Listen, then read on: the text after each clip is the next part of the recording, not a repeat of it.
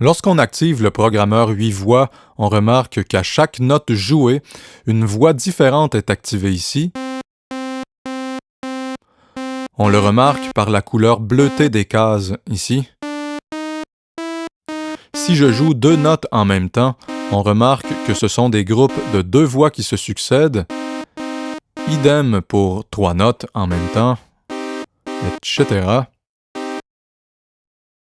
Maintenant, comprenons que pour chaque voix active de ce programmeur, nous pouvons générer 6 contrôles de synthèse différents. Et tout comme le suivi de clavier, nous ne sommes pas obligés d'utiliser les destinations inscrites par défaut ici. Nous avons accès au menu Change en clic droit, nous donnant l'opportunité de choisir parmi toutes ces destinations. Utilisons néanmoins 2 lignes par défaut ici. Prenons par exemple la fréquence du filtre ici. Dessinons une courbe d'escalier. Dans ce cas, chaque bloc vers le haut ouvrira le filtre et, inversement, testons ça avec la fonction Soft Clipping précédemment vue et avec une résonance élevée. Le mode Forward fait la lecture des 8 voix de gauche à droite cycliquement.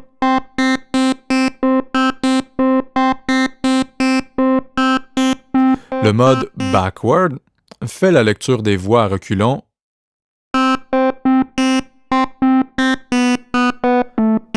Le mode Forward-Backward va en sens droit et reculons cycliquement.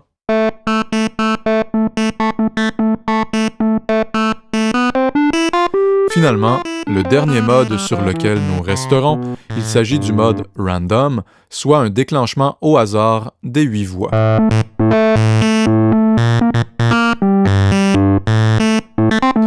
Même si 2 notes sont jouées en même temps, on remarque que les voix sont sélectionnées au hasard à chaque appui sur le clavier.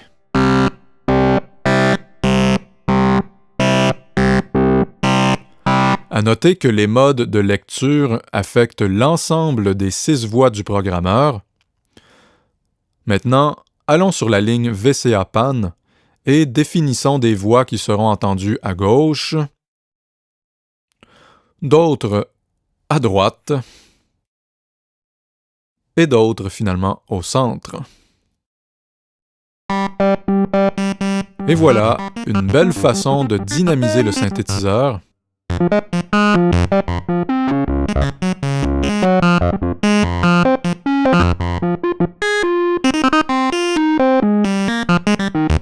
Ce système de programmeur 8 voix reste actif même si on utilise l'arpégiateur, par exemple.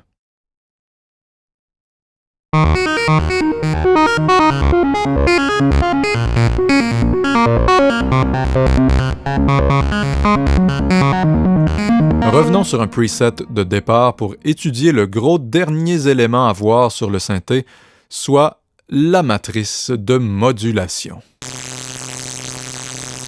Comme si les possibilités de synthèse n'étaient pas suffisantes, Arturia ont instauré ici une matrice de modulation, rendant ainsi le Oberheim SEMV semi-modulaire. Nous avons l'opportunité de mettre en place 8 couples de sources et destinations de synthèse, ce qui permet d'obtenir des modulations qui ne sont pas possibles si on ne s'en tient qu'à l'interface visible du synthétiseur. Par exemple, supposons qu'on souhaite moduler la largeur d'impulsion, le pulse width, du sub-oscillator ici par le LFO1 sans passer par le lien qui unit le sub-oscillator à l'oscillateur 1. En soi, cela ne semble pas possible sur l'interface visible, mais via la matrice, c'est possible. Il suffit d'insérer comme source le LFO et comme destination le sub PWM Pulse Width Modulation.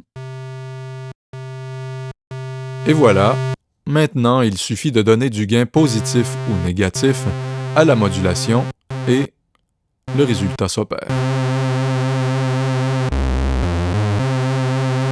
On peut régler la vitesse du LFO1 à notre guise.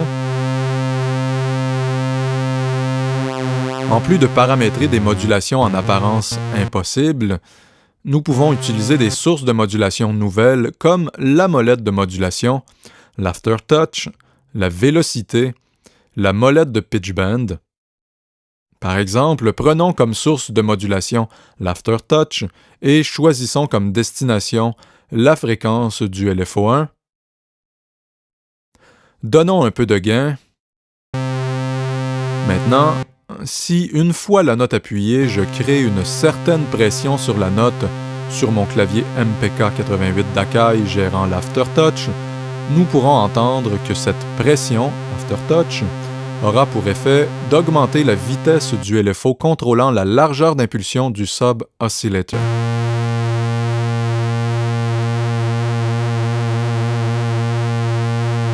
Paramétrons maintenant une enveloppe de filtre sur le synthétiseur.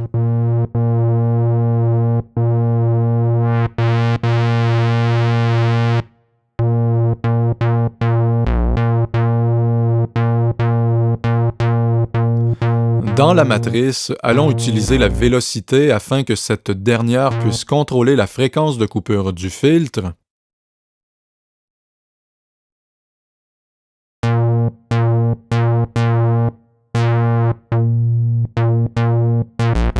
Et voilà, maintenant, si je frappe doucement, on remarque que le filtre n'est pas trop ouvert,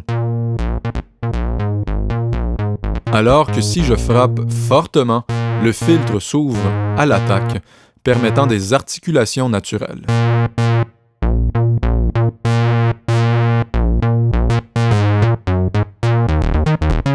On remarque que l'aftertouch contrôlant la vitesse du LFO1, affectant la largeur d'impulsion du sub-oscillator, est toujours actif. Terminons le tout en ajoutant le son des deux oscillateurs. Utilisons une onde pulse sur l'oscillateur 2. Descendons sa fréquence 12 demi-tons plus bas. En cliquant à droite, désaccordons-la légèrement. Faisons en sorte que le LFO module un peu la largeur d'impulsion de cette onde aussi. Maintenant, utilisons aussi l'onde pulse sur l'oscillateur 1. Ramenons-le une octave plus basse. Et désaccordons-le aussi légèrement. Ajustons finalement l'enveloppe de volume finale. Et voilà, un patch bien riche.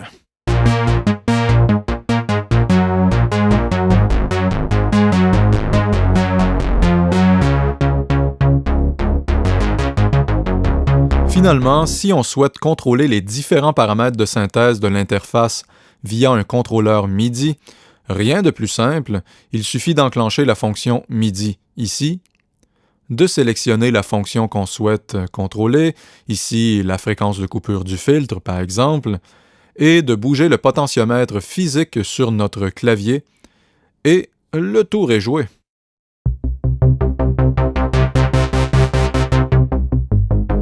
Pour désactiver un contrôle, il suffit de faire un clic droit. En espérant que cette présentation vidéo vous aura permis de mieux cerner comment s'articulent les éléments qu'on retrouve sur cette magnifique petite bête, à noter que la musique d'introduction et reprise ici en conclusion a été composée par moi-même exclusivement à l'aide de 7 instances du Oberheim SEMV d'Arturia. Je vous remercie au nom de toute l'équipe d'Arturia. C'était Franco La Muerte. Ciao!